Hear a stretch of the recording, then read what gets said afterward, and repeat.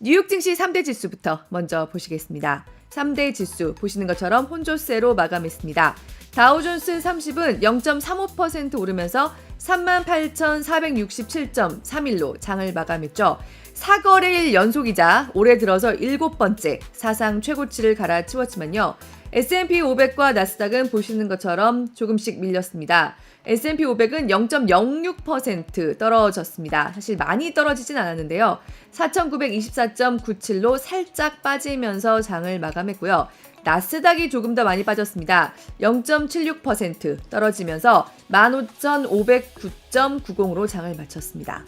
나스닥이 이렇게 좀 더 가장 많이 빠졌다고 하는 건 역시 대형 기술주들이 간밤에 하락세를 보였기 때문이죠. 간밤에는 앞서 말씀드린 것처럼 매그니피선트 7 종목들 가운데 마이크로소프트와 알파벳 그리고 엔비디아와 아이들에서 아이들을 벗어나려는 조짐을 보이고 있는 AMD의 실적 발표가 있었는데요. 일단 시총 3조 달러도 돌파한 마이크로소프트, 가장 큰 기대를 모은 마이크로소프트, 예상대로 화려했고 예상치도 웃돌았습니다. 이익 219억 달러가 나서 무려 33%나 증가했고요. 주당 순이익도 2.93달러에 달했습니다. 매출 620억 달러 들어서 예상치였던 611억 달러 가뿐히 넘었습니다. 특히 AI 관련 매출이 좋았던 걸로 보입니다. 구글의 모회사 알파벳도요. 매출은 시장 예상치인 863억 달러를 살짝 밑돌았지만 이익은 207억 달러로 52%나 늘었고요. AMD 딱 시장 예상치만큼 했습니다. 사실 면면을 뜯어보면 마이크로소프트는 화려했고요. 구글과 AMD도 준수한 수준이었는데요. 종목판 가서 보면요. 이들의 주가는 종목판 다시 한번 볼까요? 이들의 주가는 보시는 것처럼 일제히 하락했고요. 시간외 거래에서는 지금 여기서는 장 마감할 때의 주가고요. 이후에 지금 시간외 거래가 이어지고 있는데 더욱더 하락하고 있습니다. 특히 알파벳과 AMD는 5, 6%가 넘는 급락세를 보이고 있습니다. 어째서 이런 결과가 나오고 있는지 세부 사업 부문에 대한 분석과 함께 잠시 후에 장희성 지점장과 함께 상세하게 알아보도록 하겠습니다. 그리고 핀비스맵 가서 살펴보면요.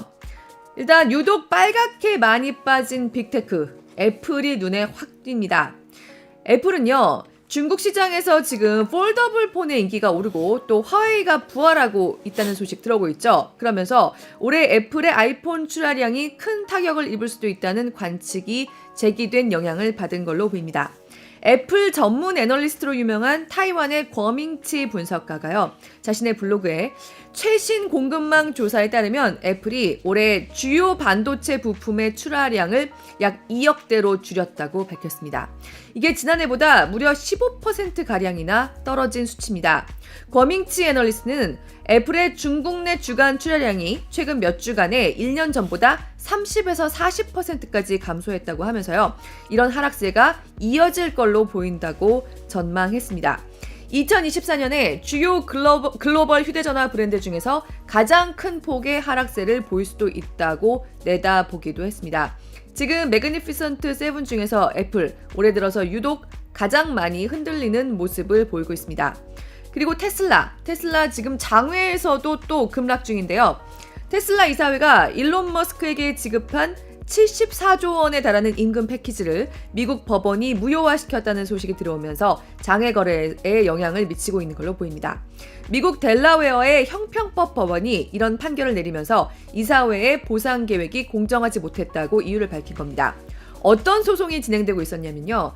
테슬라의 주주인 리처드 토네타가 지난 2018년에 테슬라 이사회가 머스크에 대해 560억 달러 74조 원에 달하는 임금 보상 패키지 지급안을 승인하면서 중요 정보를 주주들에게 공개하지 않았다고 지난 2022년 10월에 소송을 제기했는데요. 2018년 당시는 머스크가 테슬라의 지분 22%를 가졌을 때입니다. 이렇게 지분이 많았던 머스크가 이사회에 압력을 행사해서 74조 원에 달하는 임금 패키지를 책정했다고 주장했습니다. 이 법정은 이 소송 당사자가 합의해 줄 때까지 74조 원의 임금 패키지를 일단 없던 걸로 무효화해야 한다고 판결했습니다. 머스크가 74조 원의 스톡옵션을 못 받을까봐 우리가 걱정할 일은 아니긴 한 것 같지만요. 일단 주주들은 자꾸만 이렇게 소송이 이어지는 머스크의 상황에서 또 다른 CEO 리스크를 보고 있는 걸로 보입니다. 네, 이런 가운데 미 국채 금리로 가보면요. 미 국채 금리. 네, 함께 보시겠습니다. 보시는 것처럼 혼조세입니다. 10년물 금리는 빠지면서 4%에 가까워지고 있지만요. 미 국채 2년물 금리, 단기 전망, 특히 기준금리 전망 반영한다고 할 수 있는 2년물 금리는 1.7bp 오르면서 지금 4.3% 초반대에 머무르고 있습니다. 이번 주에 가장 큰 이벤트는 역시 FOMC 회의일 겁니다. 이미 시작됐죠. 내일 새벽에 끝나고 금리 결정 발표와 함께 저희가 내일 아침에 결과를 분석해 드릴 수 있을 텐데요. 금리 동결에 대해서는 시장이 거의 만장일치로 예상하고 있습니다. 중요한 거는 과연 양적 긴축의 속도 조절에 대한 논의가 나올 것인가, 그리고 금리 인하 시기에 대한 힌트는 어떻게 나올 것인가, 여기에 대해서 그 어느 때보다 치열한 눈치 싸움이 예상되고요. 지금 시장의 색깔에 뉴욕 증시뿐만 아니라 우리 장에까지 큰 영향을 미칠 겁니다. 오늘 FOMC 미리 보기도 장희성 지점장과 함께 상세히 풀어드려 보려고 합니다.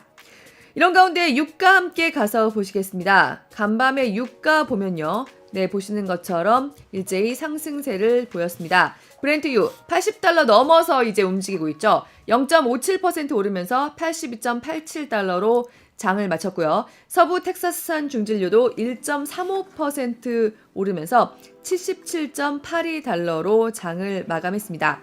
지금 중동 지역에서의 긴장이 고조되고 있는 데다가 수요도 살아날 수 있다는 조짐까지 보이면서 간밤에는 공급과 수요 양면에서 모두 상승 압력이 더 크게 작용했다고 할 수 있습니다. 일단 수요 면에서도요. IMF가 지금 세계의 경제 성장률, 올해 세계 경제 성장률을 3.1%로 기존보다 0.2%포인트 상향 전망했습니다. IMF가 이렇게 생각한 근거는 인플레이션이 완화되고 있고, 그리고 미국을 비롯한 일부 경제가 예상보다 강한 회복력을 보이고 있다는 겁니다. 우리나라는 여기에 속하지 않겠지만요. 미국과 몇 개의 커다란 신흥시장들, 그리고 몇몇 개발도상국들에서 나타난 강한 회복력이 눈에 띄고, 또 중국도 재정 지원을 늘리면서 어떻게든 좀 경기를 부양해 보려고 하고 있다. 이런 것들을 성장률 전망을 상향 조정한 근거로 들었습니다. 이렇게 수요 측면에서도 기름 수요가 좀 늘어날 수 있다는 전망이 좀 커지고 있는 데다가요. 어제도 말씀드렸지만 사실 지금 중동 지역에서는 미군이 공습으로 사망하는 사건이 발생하면서 미국이 보복을 천명하고, 이에 따라서 중동 지역 내 긴장이 고조되고 있는 상태인데요. 미군 공습 사망 사건의 공격 주체로 꼽힌 이라크 내 친이란 민병대 카다이브 헤즈볼라가 앞으로 미군에는 군사 작전을 하지 않겠다고 밝혔습니다.